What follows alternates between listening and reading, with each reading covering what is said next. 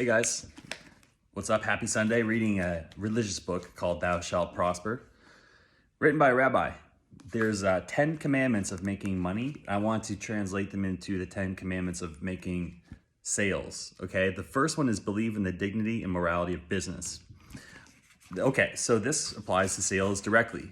Most people have a limiting belief about their sales, their role as a salesperson. Like they think that sales is about taking something from them.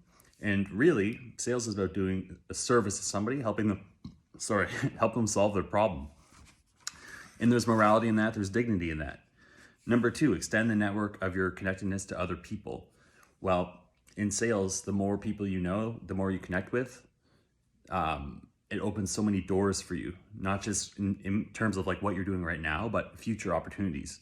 Can't tell you how many people I've connected with that I would never have thought that this would lead into anything. Like Brian Ostermiller, randomly started connecting with him at a mastermind, and then a few years later, boom, like he got me on Cole Gordonstein.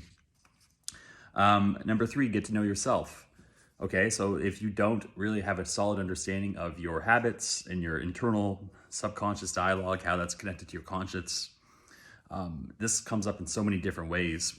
Really, what we have to do is figure out what are my patterns right now?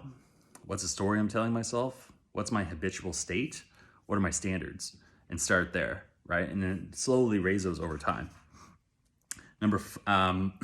So that was three actually. So number four, do not pursue perfection, right? In sales, especially, the more you try to be perfect at everything, you can get too far into your own head, right?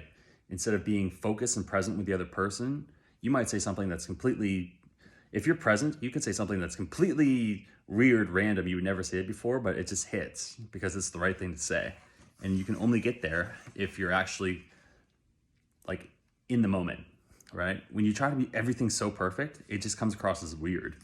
Number five, lead consistently and constantly. So sales is about leadership. Everyone will tell you that. But in order to be a leader to another person, you have to be able to lead yourself, right? If you can't get up at bed at the time you say that you're going to get up, well, you're not leading yourself. If you can't eat the foods that are good for you, you're not leading yourself. If you can't go to the gym, you're not leading yourself. If you can't be, whatever is important to you, you have to be able to lead yourself before you can lead another person. And on a call, you have to be that person who's like, okay, here's the direction you need to go, and just kind of show up with that authority. Number six, constantly change the unchangeable while steadfastly clinging to the unchangeable. The unchangeable is really what we want to make the unchangeable is you, right? So if you go back to my analogy of sales as being a math equation, you have you, okay, you're one variable, and then there's the prospect, which is another variable, and then there's a constant, which is your offer. And then the price point is like equals the price, like your money, right? So that's constant, and then you is a variable, and then the prospect is a variable. We want to make you a constant. And the way we do that is by making you unchangeable through your habits, everything that happens outside of work, right?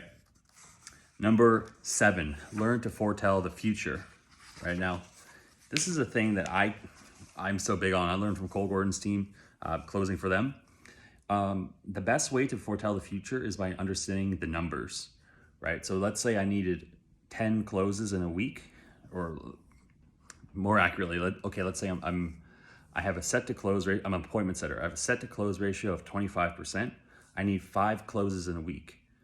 So that means 5 times 4 equals 20 sets. I need 20 sets that week. And then maybe to hedge for people that no-show, if it's an 80% no-show, that means I need to add on another 2 or whatever it is, 4 sets. So I need 24 sets total to hit my numbers. That's how I foretell the future. Number 8, know your money. This is huge. Every single morning, I check my bank account. Why? Because number one, it reminds me that if this prospect says no, I don't want to work with you, I'm like, no big deal. Okay, like I have money. I'm not going to die. Number two, it reminds me that an obese person trying to lose weight, you got to step on the scale every day. If you're trying to make more money, you got to see that number going up, right? And you should have a big enough gap between where you're at, where you want to be, that it makes you hungry. And when you're hungry, you're sharp.